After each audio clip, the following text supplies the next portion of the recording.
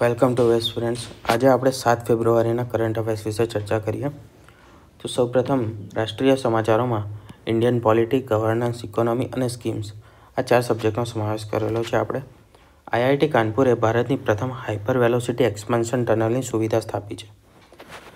IIT એટલે કે ભારતીય પ્રૌદ્યોગિકી સંસ્થાન ઇન્ડિયન ઇન્સ્ટિટ્યૂટ ઓફ ટેકનોલોજી, જે કાનપુર ખાતે આવેલી છે, તેનું કાનપુરની આઈઆઈટીએ પ્રથમ હાઇપર વેલોસિટી એક્સપાન્શન ટનલ, જે ખૂબ જ ઝડપે એક જગ્યાએથી બીજી જગ્યાએ ટ્રાન્સપોર્ટેશનનું કામ કરે છે, તે રીતની ટનલ વિકસાવી છે.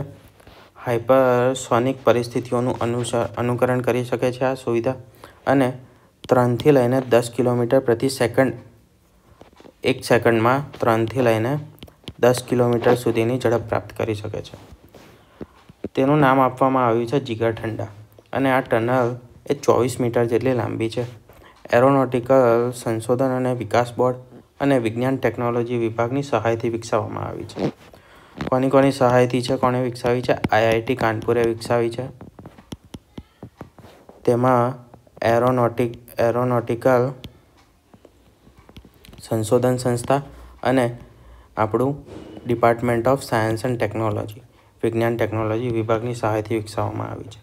આ જે સુવિધા છે તે ઇસરો અને ડીઆરડીઓ માટે ઘણી મહત્ત્વપૂર્ણ રહેશે.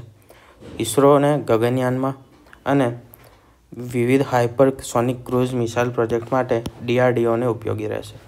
ગગનયાન જે આપણું મિશન લોન્ચ થવાનું છે, તેમાં ઇસરોને હાઇપરસોનિક ટનલ સુવિધા ઘણી ઉપયોગી રહેશે, અને હાઇપરસોનિક જે ક્રૂઝ ડીઆરડીઓ દ્વારા બનાવવામાં આવે છે, તેમાં પણ આ ટનલ એક્સપાન્શન સુવિધા જે છે, ટનલ એક્સપાન્શન સુવિધાની હાઇપર વેલોસિટી એક્સપાન્શન ટનલ સુવિધા તે ઘણી ઉપયોગી રહેશે.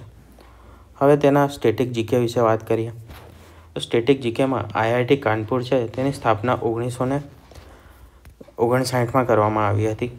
ઇસરોના ચેરમેન બધાને ખબર જ છે, હાલમાં નિયુક્ત થયેલા છે વી નારાયણન, અને ડીઆરડીઓના ચેરમેન છે સમીર વી કામત. આ તો તમને યાદ રહી જ જવા જોઈએ, આના આન્સર ખોટા નહીં પડે, કેમ કે મોસ્ટલી ડેઇલી કોઈ ને કોઈ ન્યૂઝ હશે અને તેમાં આ તમારું રિપીટ થશે. વિજ્ઞાન અને ટેકનોલોજી વિભાગની સ્થાપના 1971માં કરવામાં આવી છે. આગળની ન્યૂઝ જોઈએ તો એડસિલ વિદ્યાંજલિ સ્કોલરશિપ પ્રોગ્રામનો પ્રારંભ કરવામાં આવ્યો છે. આપણા ભારતના કેન્દ્રીય શિક્ષણ મંત્રી જે છે ધર્મેન્દ્ર પ્રધાન, તેમના દ્વારા એડસિલ વિદ્યાંજલિ સ્કોલરશિપ યોજનાની શરૂઆત કરવામાં આવી છે. આ જે દેશના પ્રતિભાશાળી વિદ્યાર્થીઓ છે, તેમને નાણાકીય સહાયતા પૂરી પાડે છે, જેથી તેઓ નાણાકીય સહાય મેળવીને ગ્રોથ કરી શકે, કે આગળ શિક્ષણ મેળવી શકે. તેના માટે આ યોજના દ્વારા અનેક વિદ્યાર્થીઓને ઉચ્ચ શિક્ષણ અને કૌશલ્ય વિકાસમાં મદદરૂપ રહેશે. નામ યાદ રાખજો, એડસિલ વિદ્યાંજલિ સ્કોલરશિપ પ્રોગ્રામ કોના માટે છે? તો કે પ્રતિભાશાળી વિદ્યાર્થીઓ માટે નાણાકીય સહાય પૂરી પાડે છે. અને શેના માટે નાણાકીય સહાય પૂરી પાડે છે? ઉચ્ચ શિક્ષણ અને કૌશલ્યમાં વિકાસ કરવા માટે. તેના અમુક જીકે જોઈએ તો નેશનલ સ્કોલરશિપ પોર્ટલ, તમને ઘણીવાર આવું પોર્ટલ પણ પૂછાઈ જાય છે કે આનું પોર્ટલ કયું છે, તો યાદ રાખજો scholarship.gov.in છે, નેશનલ સ્કોલરશિપ માટેનું પોર્ટલ છે. શિક્ષણ મંત્રાલયની સ્થાપના ભારતમાં 1947માં કરવામાં આવી હતી. જ્યારે દેશ આઝાદ થયો ત્યારથી આ શિક્ષણ મંત્રાલયની સ્થાપના થયેલી છે. હાલમાં 2020માં આપણે નવી શિક્ષણ નીતિ લાગુ કરી હતી, NEP એટલે કે ન્યૂ એજ્યુકેશન પોલિસી, નવી શિક્ષણ નીતિ, જેને 29 જુલાઈ 2020ના રોજ લોન્ચ કરવામાં આવી હતી. આગળ જોઈએ, ભારત અને મ્યાનમારની સીમા પર વાડ નાખવામાં આવશે. વાડ એટલે કે ફેન્સિંગ કરવામાં આવશે, બરાબર. આપણે ગુજરાતીમાં વાડ કહીએ, ઇંગ્લિશમાં તેને ફેન્સિંગ કહેવામાં આવે છે. અને એ આખી બોર્ડર ભારત અને મ્યાનમારની સરહદ પર જે કેટલી છે, આશરે 1643 કિલોમીટર જેટલી છે, તેને સંપૂર્ણ ફેન્સિંગ કરવાની જાહેરાત કરી છે, વાડ લગાવવાની જાહેરાત કરી છે. આ શેના માટે કરવામાં આવ્યું છે? તો કે સુરક્ષાને વધારવા માટે અને ગેરકાયદેસર પ્રવૃત્તિઓ છે તેના નિયંત્રણ માટે. હવે યાદ કરીએ મ્યાનમાર વિશે. તો મ્યાનમારની રાજધાની છે નાયપીદો, અને નીપીદો પણ કહેવાય છે, જે રીતે ઉચ્ચારણ કરવું હોય, નીપીદો અથવા તો નાયપીદો. થોડું નામ અટપટું છે, પણ યાદ રાખવું પડશે. ભારત અને મ્યાનમાર વચ્ચે મુખ્ય જે સરહદી રાજ્યો છે, ભારત અને મ્યાનમારને જે સરહદ લાગે છે, તો એ કયા કયા રાજ્યોને અડે છે? તેમાં આવશે અરુણાચલ પ્રદેશ, નાગાલેન્ડ, મણિપુર અને મિઝોરમ. આ 4 સ્ટેટને મ્યાનમારની સરહદ લાગે છે. બરાબર, ભારતના 4 સ્ટેટ છે જે મ્યાનમારની સરહદે આવેલા છે. ભારતના ગૃહમંત્રી છે અમિત શાહ. હવે આગળ વાત કરીએ ભારત રાઈસ. ભારત રાઈસ એ શું છે? એક બ્રાન્ડ છે, લોન્ચ કરવામાં આવી છે રાઈસ માટે, એટલે કે ચોખા માટે, જે સબસિડીયુક્ત દરે ઉપલબ્ધ થશે. હવે આના પાછળનું શું પ્રયોજન છે સરકારનું?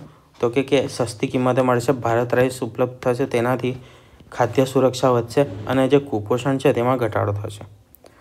બહાર જે માર્કેટમાં રાઈસ હોય તે માર્કેટ પ્રાઇસ પર મળતા હોય, આ એના કરતાં ઓછી રેટ પર મળશે, જેના કારણે ગરીબ લોકો છે કે જે લોકો વધારે પૈસા નથી ખર્ચી શકતા, ક્ષમતા ઓછી છે, ફાઇનાન્શિયલ ક્ષમતા ઓછી છે, તે લોકો આ ખરીદી શકે તેના માટે, અને ખાદ્ય સુરક્ષામાં અને કુપોષણમાં ઘટાડો થાય તેના માટે ભારત રાઈસ યાદ રાખવાનું છે. ભારત રાઈસ એ ચોખાનું નામકરણ કરવામાં આવ્યું છે, જે લોન્ચ કરવામાં આવ્યા છે. હવે ભારતની ખાદ્ય સુરક્ષા યોજના એ રાષ્ટ્રીય ખાદ્ય સુરક્ષા અધિનિયમ અંતર્ગત કરવામાં આવી છે, જે 2013માં અધિનિયમ લોન્ચ કરવામાં આવ્યો હતો. અને ભારતમાં PM ગરીબ કલ્યાણ અન્ન યોજના એ લોન્ચ કરવામાં આવી હતી 2020માં. તો આ અધિનિયમ યાદ રાખજો, 2013માં આવ્યો હતો. તેના અંતર્ગત ખાદ્ય સુરક્ષાની યોજનાઓ બનાવવામાં આવે છે, અને PM ગરીબ કલ્યાણ અન્ન યોજનાની શરૂઆત 2020માં કરવામાં આવી હતી, એ યાદ રાખવાનું છે. હવે આગળ જોઈએ, REC લિમિટેડ દ્વારા બેસ્ટ ગ્રીન બોન્ડ REC લિમિટેડને best green bond corporate award મળ્યો છે. REC લિમિટેડે એસેટ AAA એવોર્ડ 2024 માટે શ્રેષ્ઠ ગ્રીન બોન્ડનો એવોર્ડ મળ્યો છે. ગ્રીન બોન્ડ શું છે તે તમે કમેન્ટમાં જણાવજો કે ગ્રીન બોન્ડ એટલે શું. REC લિમિટેડની સ્થાપના 1969માં કરવામાં આવી હતી, અને RECનું મુખ્ય મથક છે નવી દિલ્હી. જો ગ્રીન બોન્ડ ના ખબર હોય તો પણ જણાવજો, આપણે નેક્સ્ટ લેક્ચરમાં એને ઇન્ક્લુડ કરી દઈશું, સમજાવી દઈશું કે ગ્રીન બોન્ડ શું છે. બરાબર. હવે આર્થિક સમાચારો પર આગળ વધીએ, જેમાં ઇકોનોમી અને ઇન્ડિયન ઇકોનોમી અને ગવર્મેન્ટ પોલિસીઝને ઇન્ક્લુડ કરેલી છે. RBIએ HDFC બેંક ગ્રુપને 6 બેંકોમાંથી 9.5% હિસ્સો મેળવવા મંજૂરી આપી છે. રિઝર્વ બેંક ઓફ ઇન્ડિયાએ HDFC બેંકને અલગ અલગ 6 બેંકોમાં 9.5%ની હિસ્સેદારી ખરીદવાની મંજૂરી આપી. HDFC બેંકના CEO છે શશિધર જગદીશન હાલમાં, અને RBIના ગવર્નર શક્તિકાંત દાસ હતા. બરાબર, હાલમાં કોણ છે એ જણાવજો. આપણે ગઈકાલના કે 5 તારીખના, 5 ફેબ્રુઆરીના કે પછી 6 ફેબ્રુઆરીના લેક્ચરમાં આપણે જણાવ્યું હતું કે હાલમાં કોની નિયુક્તિ થઈ છે. શક્તિકાંત દાસા એ હતા. હાલમાં કોણ છે તે કમેન્ટમાં જણાવજો.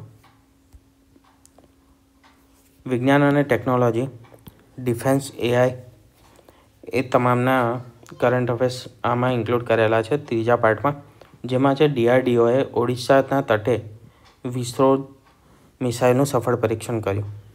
આ ન્યૂઝ આપણે 5 તારીખમાં પણ કવર કરી હતી, પરંતુ ફરી આવી છે એટલે ખાલી એક લખી દીધું છે અહીંયા રિવિઝન માટે.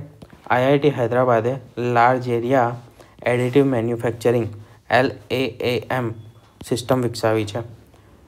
IIT હૈદરાબાદે DRDO અને ઔદ્યોગિક ભાગીદારો સાથે મળીને આ સિસ્ટમને વિકસાવી છે. LAAM એટલે કે લાર્જ એરિયા એડિટિવ મેન્યુફેક્ચરિંગ. બરાબર. હવે DRDOની સ્થાપનાનું વર્ષ બધાને ખબર છે 1958, અને હાલમાં ઓડિશાના મુખ્યમંત્રી છે નવીન પટનાયક. IIT હૈદરાબાદની સ્થાપના થઈ હતી 2008માં. આના ઉપર બીજી એક IIT પણ બની ગયા સૌથી પહેલાં. તેની સ્થાપના ક્યારે થઈ હતી યાદ છે? કમેન્ટમાં જણાવો. આંતરરાષ્ટ્રીય સમાચારોમાં જોઈએ તો તેમાં ઇન્ટરનેશનલ રિલેશન, હેલ્થ અને એન્વાયરમેન્ટ ઇકોલોજી આપણે ઇન્ક્લુડ કરેલ છે. ઈરાને ભારતીય નાગરિકો માટે વિઝા મુક્ત પ્રવાસની જાહેરાત કરી છે. ભારત અને માલદીવ વચ્ચે સંયુક્ત લશ્કરી કયાવત ઇકુવરીનની 13મી આવૃત્તિ શરૂ થઈ. આ યાદ રાખજો, ઇકુવરીન કયાવત કોની છે? તો કે ભારત અને માલદીવની છે. ઇન્ડિયા અને માલદીવ વચ્ચે જે કયાવત થાય છે, લશ્કરી કયાવત, તેનું નામ છે ઇકુવરીન અને તેની 13મી આવૃત્તિ હાલમાં શરૂ થઈ. 2025 ઇકુવરીનનું આયોજન 2 ફેબ્રુઆરીથી લઈને 15 ફેબ્રુઆરી 2025 દરમિયાન માલદીવમાં થઈ રહ્યું છે. બેલ્જિયમમાં બાર્ટ ડી વેવર વડાપ્રધાન બન્યા છે. બેલ્જિયમમાં હાલમાં ઇલેક્શન પત્યું અને નવા વડાપ્રધાન બન્યા છે બાર્ટ ડી વેવર. કિંગ ફિલિપે બાર્ટ ડી વેવરને બેલ્જિયમના વડાપ્રધાન તરીકે શપથ લેવડાવ્યા છે. બેલ્જિયમમાં પણ જેમ ઇંગ્લેન્ડમાં થાય છે કે રાજા હોય, ત્યાં કોઈ રાષ્ટ્રપતિ નથી હોતા, ત્યાં રાજા હોય છે અને એ રાજા કોનું? તો કે પીએમનું એટલે કે પ્રધાનમંત્રીનું નિમણૂક કરે છે. એ જ રીતે બેલ્જિયમમાં પણ રાજા હોય છે. એ રાજાનું નામ શું છે? King Philip. બરાબર. તેમને બાર્ટ ડી વેવરને વડાપ્રધાન તરીકે શપથ લેવડાવ્યા છે. ઇન્ડિયામાં આપણે રાષ્ટ્રપતિ હોય છે જે શપથ લેવડાવે છે. આગળ જોઈએ સ્ટેટિક પાર્ટ. તો ઈરાનની રાજધાની છે તહેરાન અને ઈરાનનું ચલણ છે રિયાલ. માલદીવ, ઇન્ડિયા માલદીવનો કયો હતો? ઇકુવરીન. બરાબર. કયાવત થઈ હતી, અત્યારે થઈ રહી છે 2 થી 15 ફેબ્રુઆરી દરમિયાન. તો માલદીવની રાજધાની છે માલે અને માલદીવનું ચલણ છે માલદીવિયન રૂપિયા. આપણે અહીંયા રૂપિયા ચાલે છે, ત્યાં છે રૂપિયા. બરાબર. માલદીવિયન રૂપિયા. આ તમને સહેલું રહેશે યાદ રાખવું. ઈરાનનું ચલણ છે રિયાલ. બેલ્જિયમ વિશે વાત કરીએ તો બેલ્જિયમમાં બ્રસેલ્સ તેની રાજધાની છે અને બેલ્જિયમ ફ્રેન્ક તેનું ચલણ છે. તો એકવાર રિવિઝન કરી લઈએ. ચલો પછી કરીએ. પહેલાં આપણે આગળનો કરંટ અફેર્સ જોઈએ. આ ગુજરાત રાજ્યને લગતા સમાચારોમાં આજે છે કે ગુજરાતમાં સમાન નાગરિક સંહિતા એટલે કે યુસીસી, યુનિફોર્મ સિવિલ કોડ માટેની એક કમિટી રચવામાં આવી છે. મુખ્યમંત્રી ભૂપેન્દ્રભાઈ પટેલે સમાન નાગરિક સંહિતા યુસીસીનો મુસદ્દો તૈયાર કરવા માટે 5 સભ્યોની સમિતિની રચનાની જાહેરાત કરી છે. સુપ્રીમ કોર્ટના નિવૃત્ત જજ રંજના દેસાઈની નેતૃત્વ હેઠળ એટલે કે તેમની અધ્યક્ષતા હેઠળ પેનલને 45 દિવસમાં રાજ્ય સરકારને અહેવાલ સુપરત કરવાનો છે. એક કમિટીની રચના કરવામાં આવી છે. શેના માટે? યુસીસી માટે, યુનિફોર્મ સિવિલ કોડ લાગુ કરવા માટે. કેટલા દિવસમાં? 45 દિવસમાં. કમિટીના અધ્યક્ષ કોણ છે? તો સુપ્રીમ કોર્ટના નિવૃત્ત જજ છે રંજના દેસાઈ. બરાબર. તેમના હેઠળ કમિટીની રચના કરવામાં આવી છે. તમે કમેન્ટમાં એ જણાવજો કે યુસીસી જે છે તેને લાગુ કરનાર પ્રથમ રાજ્ય કયું હતું. થોડા સમય પહેલાં એક રાજ્યએ લાગુ કર્યું છે, તો એ પહેલું રાજ્ય કયું હતું યુસીસી લાગુ કરનાર? ગુજરાત રાજ્યના સમાચારમાં જ તેના જીકે વિશે જોઈએ તો ગુજરાતના પ્રથમ મુખ્યમંત્રી હતા ડૉક્ટર જીવરાજ નારાયણ મહેતા. કુલ 33 જિલ્લાઓ છે અને તેની વસ્તીમાં જોઈએ તો સૌથી ઓછી વસ્તી છે ડાંગની, આશરે 2,28,291 અને અમદાવાદની છે 72,14,225 જેટલી. આ આંકડા છે આપણા 2011ના સેન્સસ પ્રમાણે. યુસીસી અંગે ઉલ્લેખ કર્યો છે ભારતીય બંધારણની કલમ 44માં. યુનિફોર્મ સિવિલ કોડનો ઉલ્લેખ કરેલો છે 44મી કલમમાં બંધારણમાં. 44મી કલમ શેના અંતર્ગત આવે? તો કે ડીપીએસપી અંતર્ગત આવે. આપણે રાજ્યના માર્ગદર્શક સિદ્ધાંતો હેઠળ. બરાબર. તો આ હતા આપણા 7 ફેબ્રુઆરીના કરંટ અફેર્સ. એ હતી ઈરાનની રાજધાની હતી તહેરાન અને તેનું ચલણ કયું હતું? ચલણ હતું રિયાલ. બરાબર. પછી બેલ્જિયમનું, તો કે બેલ્જિયમનું ચલણ હતું બેલ્જિયન ફ્રેન્ક અને તેની રાજધાની કઈ હતી? બ્રસેલ્સ. માલદીવનું તો યાદ રહેશે એટલે એ નામ નથી કરતા. ઈરાનનું યાદ રાખજો, તેહરાન રિયાલ, અને બેલ્જિયમનું છે બ્રસેલ્સ.